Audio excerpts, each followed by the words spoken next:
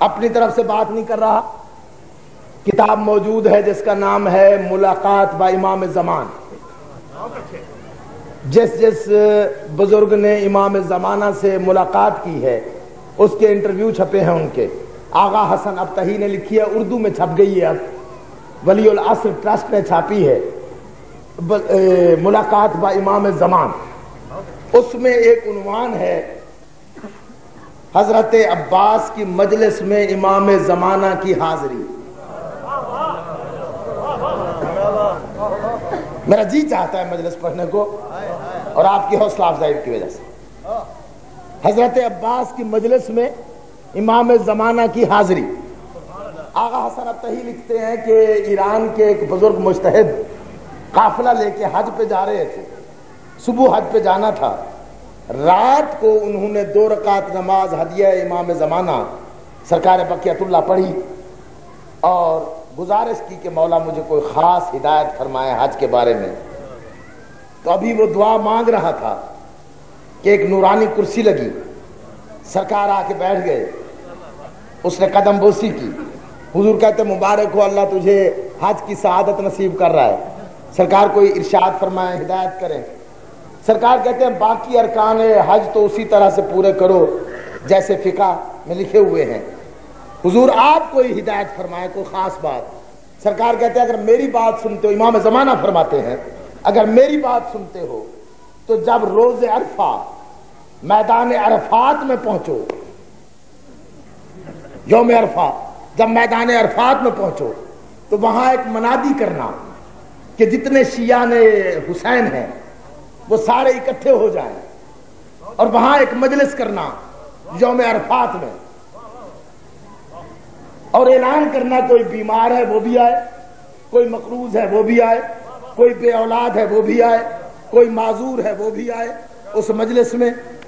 اور میری ہدایت یہ ہے کہ اس مجلس میں عباس ابن علی علیہ السلام کا ذکر کرنا, وہ مجلس جناب عباس پہ پڑھنا.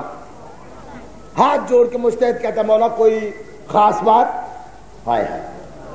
سرکار امام زمانہ فرماتے ہیں خاص بات یہ ہے جہاں مجلس ہو نا عباس کے نام پہ, جہاں ذاکر عباس کا ذکر کرے, محمد سے عسکری تک ہر معصوم میرے جد امجد میری ڈیوٹی لگاتے ہیں کہ میں کائنات کا نظام چھوڑ کے اس مجلس میں جاؤں, وہاں بیٹھوں.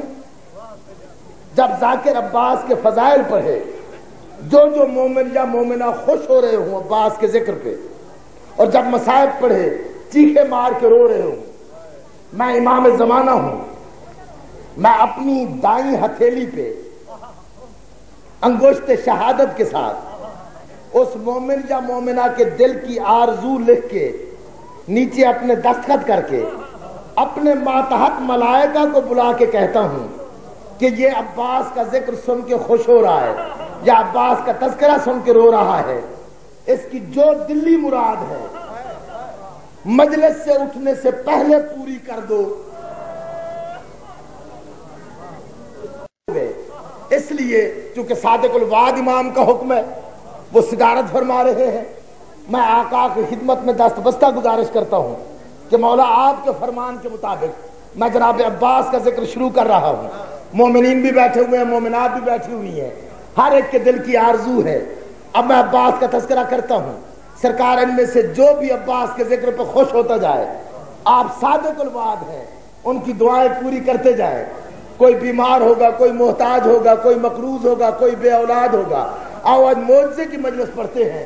امام زمانہ سے میں نے گزارش کی ہے, سرکار صدارت فرما رہے ہیں, میرے ساتھ بولتے ہو. یہ مت دیکھو ساتھ کون بیٹھا ہے, دل میں اپنی آرزو رکھو, عباس کے ذکر پہ بالکل جنون کے عالم میں سنو. میں سفین شروع کرتا ہوں. ذکر عباس, جب عباس کی مودت جوش مارے اس وقت نعرے بھی لگاتے ہیں نا, پھر مصائب بھی جناب عباس کے پڑھوں گا اور مرادیں لے کے اٹھیں گے. ہے اجازت مجھے؟ میرا آخری امام سرکار, میں گزارش کرتا ہوں سارے مومنین اور مومنات کی طرف سے بعد 100,000 سلام آپ تشریف لائیں. مولانا عباس کا ذکر کر رہا ہوں.